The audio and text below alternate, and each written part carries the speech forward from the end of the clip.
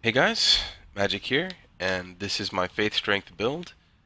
So what we're doing here is just gonna jump right into the stats. So um you'll see 40 Strength, 43 Faith. We just really max those two out to the hard cap or the first soft cap. Faith I went over a little bit. I'm still customizing, still thinking it through a bit, but this is gonna be what it's probably gonna be. Um, First off, you want to level this as a strength character for obvious reasons. All the strength weapons are in the early game. Most of the game is going to be easier to clear with strength. Strength mitigates physical damage. Faith isn't going to do much but give you resistances that are probably more important late game. And you're going to find that most of the early miracles are pretty shit. You don't need to heal much, and if you do heal, they're good enough then. I started this as deprived. You can really start this as cleric if you want. The reason I chose deprived is like I wanted more of the levels. I could totally be wrong about that, but when you respec, I think if you have I have 99 levels. Um, to kind of respec around, and I wanted this build to be flexible. I wanted to do different things with it at some point, but that aside, we'll talk about the weapons. So here is something I started with.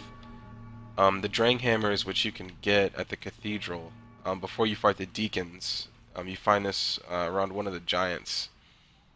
This weapon here carried me pretty hard. These are the Drang Hammers. What makes them special is it's weird. So this weapon has a strength scaling of A with a heavy gem, but normally has a higher dex. For some reason, with the heavy gem, it gives it an A scaling, removes the dex scaling, and that what makes it so good. Um, so beyond that, the weapon is pretty formidable. One of the dangerous things about this weapon is probably the special attack. Um, that's that move is amazing. Just to put it in perspective, in PvP, every single one of these moves will stun. They will all land if one connects. I feel like, and one of the cool things is on bosses, it has a high. It seems to stagger most bosses. It does a ton of damage, and it costs you very little, and it's very quick. And then one of the things is that last hit there, you can really snipe people with that. That last hit goes pretty far, even though you can't really see it. And then one of the big things is Lightning Blade. So I use Lightning Blade for the most of the game because the spell buff is it's literally a flat damage increase as long as you're not fighting something with tons of lightning resist. So this made a big difference. The Lightning Blade is ever so powerful. Praise the sun. It is like I've beaten Pontiff Sullivan. So a lot of people had issues with him. I cleared Pontiff Sullivan on my first try in less than 3 minutes or so. He was just dealt with. Um, so yeah, that's enough about this weapon. The actual weapon we're using for the build, although both are really, I use both really. These are the twin Great Knight axes, I think is what they're called. The lightning winged knight twin axes. These are really good. They have a great move set. This is the battle axe move set. This is their move set for the dual hitting. They don't eat up a lot of stamina, and then you'll have this OP staggered shit attack. It's ridiculous. So, looks like this, and you'll just keep going until you run out of endurance, or stamina. That staggers them like crazy and does tons of damage. But the cool thing about this is lightning winged knight twin axes normally have DD strength and dex, which is pretty poor. Probably decent for quality builds. I don't know, probably reach C if you put on the what is it? The refined gem, I think it is. Um, Anyways, you'll see it as an A scaling when you put the lightning gem on it, which is pretty sweet, making this a very viable weapon for this type of build. Um, we're reaching a significantly higher damage number than the Dranghammers reached, but you can't infuse these. So technically, you reach your highest damage with an infused Dranghammer with a heavy gem and 40 strength. With these, you just have that damage all the time. I'm going to tell you why this is important. This is what you want to use, or something like this is something you want to use if you're going to be casting miracles most of the time, and you'll pull these out when you need to get the kill. Um, the Drang Hammers are good if you're just relying on the Drang Hammers, because if you just use the Drang Hammers and you just buff it with Lightning Blade, you're done. That's all you need to do. Um, but this is I like these because they're versatile. I can use miracles with them. End of story. And then we'll talk about the chime. And this chime is insane. And there's actually two I want to talk about. The Yorshka's chime is because it's the highest spell buff in the game, meaning it has the highest damage contribution to Lightning Blade, and it's also an S scaling in Faith, meaning it has the highest contribution to damage towards your miracles, such as Sunlight Spear, Great Lightning Spear, whatever. So, good weapon all around. You're going to achieve the highest damage with this one. This is probably the one you want to go for. How to get this? Anorlando, take the bridge downwards, and you'll have to walk across an invisible bridge. You'll see a Covenant Corpse Lady, Yorshka. You have two choices. If you haven't already respec'd and joined Rosalia's fingers or whatever, join her, rank her up. Uh, you can get, I think you get the Dark Moon Blade from her, which is really good on this build. I didn't get it. Get the Dark Moon Blade. It is going to be the, if you're fighting an enemy who is good against lightning, you want to go straight to the Dark Moon Blade. If they are not good against, or if they don't resist lightning, go with Lightning Blade. So you'll be using Lightning Blade most of the time, but when you get to bosses like Nameless King, you're gonna want to have Dark Moon Blade. When you get to bosses like what is it, Dragon Slayer armor, you want to go for Dark Moon Blade. But yeah, this is probably the best one hands down. And then another one I want to talk about is the Saint Tree Belvine. This is a sick chime. So this chime is a it this chime is, I think it maxes at like A or B scaling, and it gets, I think it just stays at A. Nothing wrong with this. What's good about this is I think it reaches a relatively the same spell buff as the Yorshkas. Stats aside, what's important is this has like fast casting speed. So this is going to be huge. It's going to be huge for two things. Miracles are slow as fuck. And casting your spells faster is huge for PvP and clutch for boss fights. Building tree, I don't use it as much because I've got another way to increase that. But I gotta say that this is another option if you don't get the Yorshka's chime, or if you haven't gotten it yet, you can get this early. You get this at the Maggot Monsters at Cathedral of the Deep. So yeah, really good chime. Look into it, and then that's gonna be it. And then one last thing in terms of weapons is the Dragon Slayer Great Axe. I didn't use it. All right, I didn't use it. It is powerful though. It is pretty powerful. This weapon is something you get from the Dragon Slayer armor. Um, but what's cool about it is it dual scales and has high base damage, or tri scales, but that's not important. So the faith that you get from it, I'm not totally sure about this. I don't know if someone could confirm this, but some of these weapons, like gargoyle hammer, stuff like that, it says they scale off of intelligence, faith, stuff like that, but they don't have I'm not sure if that just adds straight to your weapon rating, or if that is just pertaining to the special attack, but as you probably know, this weapon does insane damage.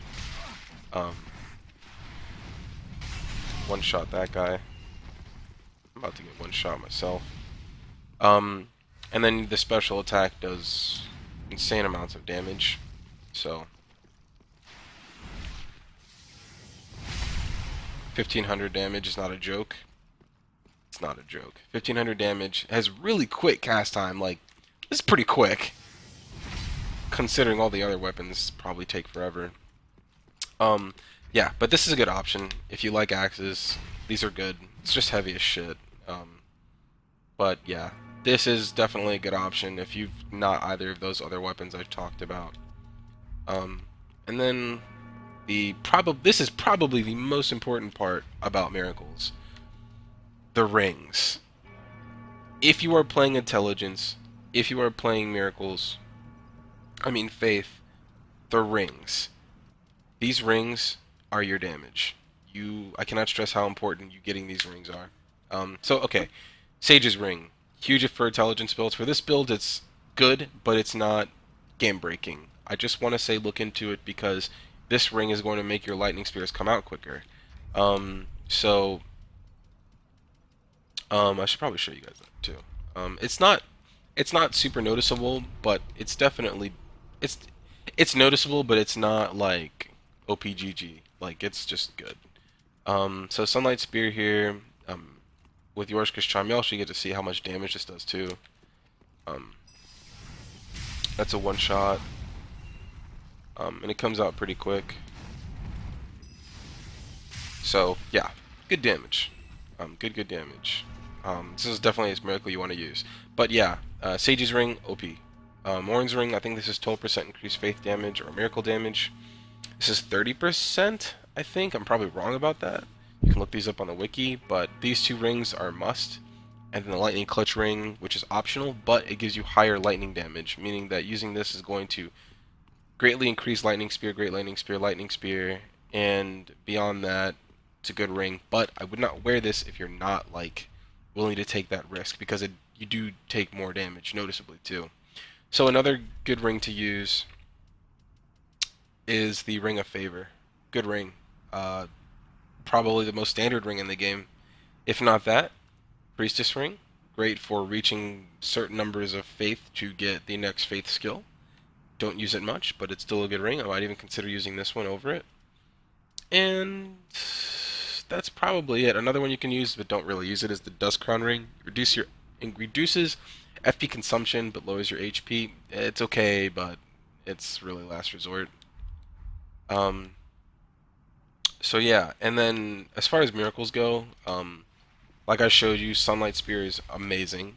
Lightning Blade is amazing. The other miracles are either too slow, not too great, or yeah, it they kind of suck. But one of the cool things is Lightning Spear. Now this damage isn't going to look big because this enemy is going to tank the shit out of me. Lightning Spear does a set amount of damage when you throw it, and then if you hit them and they're close enough to the like throwing position, like if they're up close to you, the Sunlight Spear will hit them and the strike will come from the sky too. So you get 2 hits if they're close. If you point blank them with the Lightning Spear, you get more damage. So, oh, he's gonna fuck me up. So, that was not okay. I'm scared. Please, I'm sorry. No. So yeah, this guy is an asshole. My God. I just want to point blank you. There we go. So, boom, boom, and you'll see there was a second strike there. That is basically what is good about the Lightning Spear in PvP and other things, and why you want to cast it faster is because point blanking it gives you like 1.5 times more damage. It looks like. So I hit those guys for 899. I probably would have hit them for somewhere in the realm of like 1400 damage with the point blank spear. And that's a great mechanic for the lightning spear. Definitely look into that. And then beyond that, I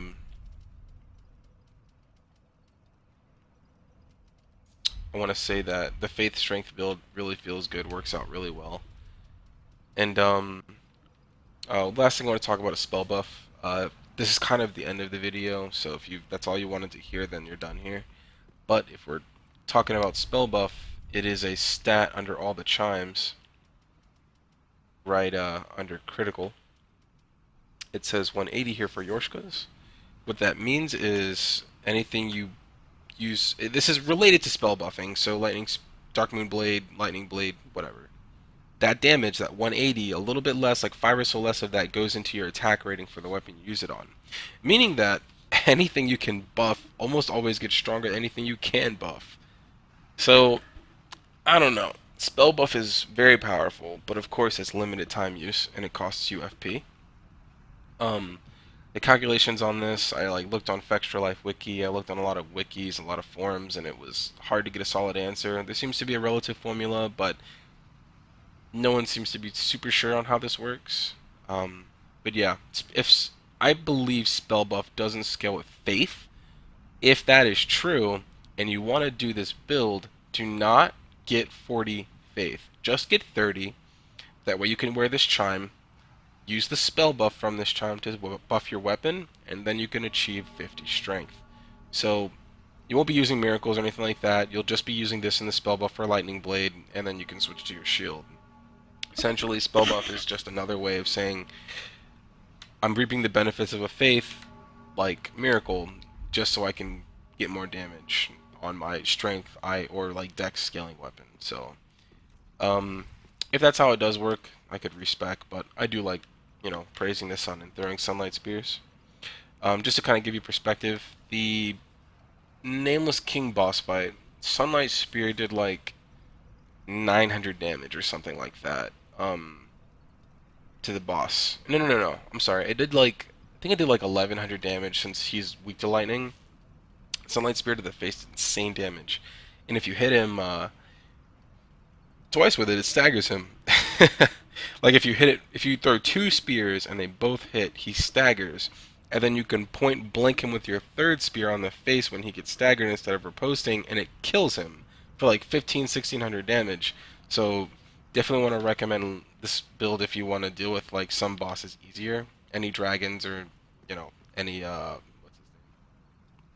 Nameless King wasn't a cakewalk because right after I kill the dragon, I've got to deal with the actual king guy. You kill the Storm King, and then you got to fight the Nameless King.